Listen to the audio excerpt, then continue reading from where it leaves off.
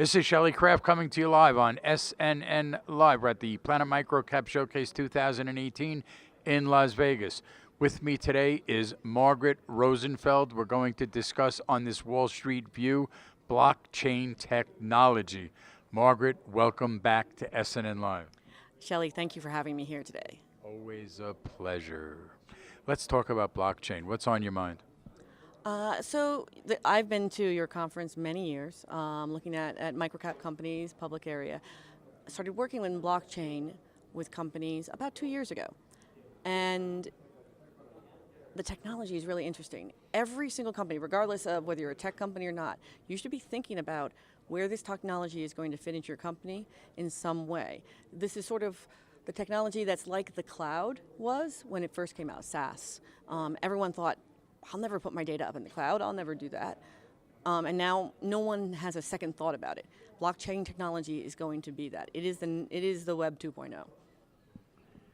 Give me an example, if you could, on a company that has integrated blockchain successfully and would be a control experiment for other companies to follow. There's lots of different ways to integrate blockchain. Let me give you an example of the Atari token network, which is, everyone knows Atari, the French public company. They invested in a blockchain company, licensed their name to them. And you are, as a gamer, can go onto their platform and meet up with developers and exchange tokens and work with them to develop your gaming dream of what you want in your game. So that's a just real simple barter example of it. But the technology is also in supply chain. So if you have a supply chain and you need to track the authenticity of something from its source, we're seeing it in wine in Europe right now. People don't trust that the grapes came from the winery in Europe who are buying it in the United States.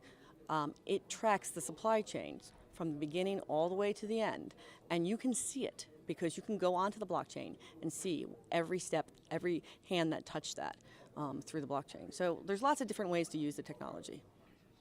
Would that also work in cannabis in the supply chain?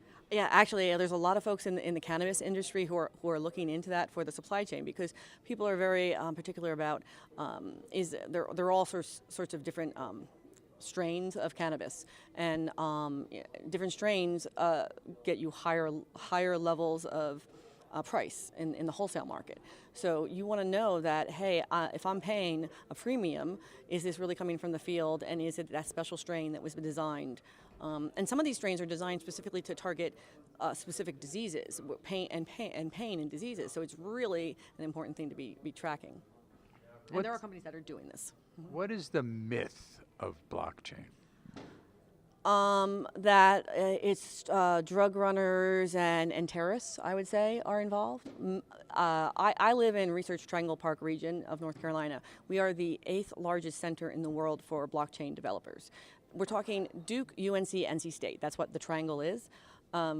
We've been working on this since 2009, this technology in companies. So no, it's not the way drug runners and terrorists are getting money into. In fact, this came up in Congress. Some of the members of Congress questioned in hearings recently about that. Isn't this going to increase sex trafficking, all the things? Actually, because of the transparency of blockchain, you are actually more likely to catch terrorist activity earlier on. And there are companies that are focused on doing that exactly in blockchain. So the other thing I think that is a myth is there's more fraud than in normal investing. And Shelly, you and I have been around a bit. You're a little longer than I, but there's fraud in any place that there are people looking for financing.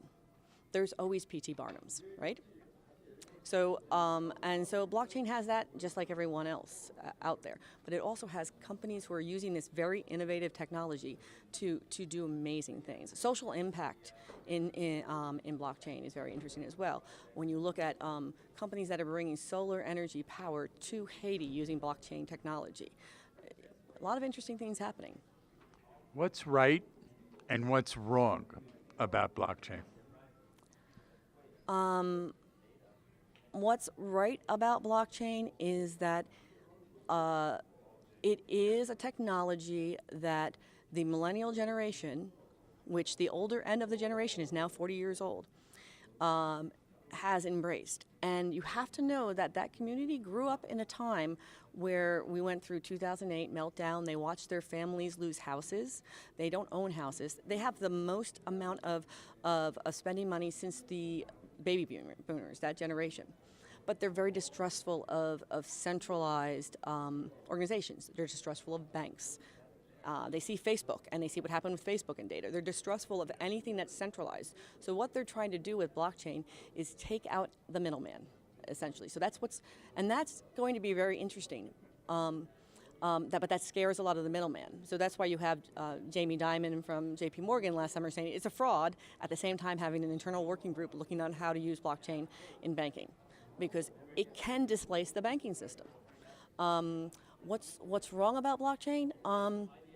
There is, I've been in technology for a long time. I've worked in technology circles since the 90s. And so I worked through the bubble, I worked through all of that.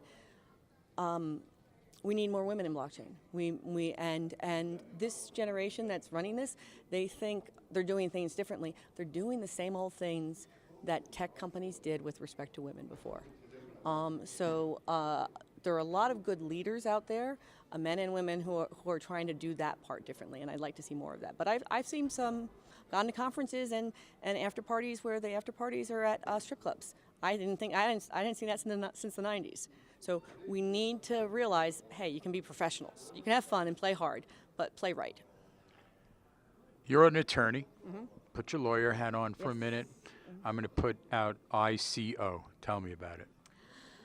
I don't like the word ICO. ICO stands for Initial Coin Offering.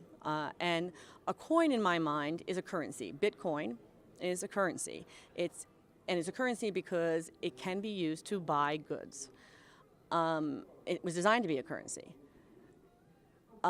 Instead, I believe in TGE, token generation event. So tokens are utility tokens. So companies are designing things that are designed to be products. Right? It's an asset that they're offering, and it's a utility. It will have functionality within some sort of platform, and that they will sell to people. To develop that platform, however, before you get to that stage of utility functionality, they need investors. So they sell pre-sale rights. Those pre-sale rights are securities, and you have to treat it like that.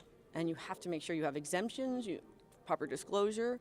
And that's where the regulators, not just in the United States, but in countries all over the world, are focused. So, Margaret, thank you so much for coming on for this Wall Street View. But let's get your website out there for more information and give contact information to our investor audience, if you would.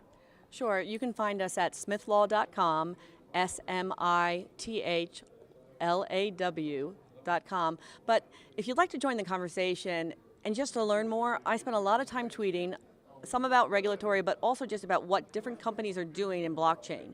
Follow me on Twitter. It's at Rosenfeld M, ROSEN, F as in Frank, EL, D as in David, M as in Margaret. Ladies and gentlemen, Margaret Rosenfeld on a Wall Street View on blockchain technology. I'm Shelley Kraft. This is SNN Live, and we're coming to you live from the Planet MicroCap Showcase 2018 in Las Vegas. Margaret, always a pleasure. Always a pleasure, Shelley.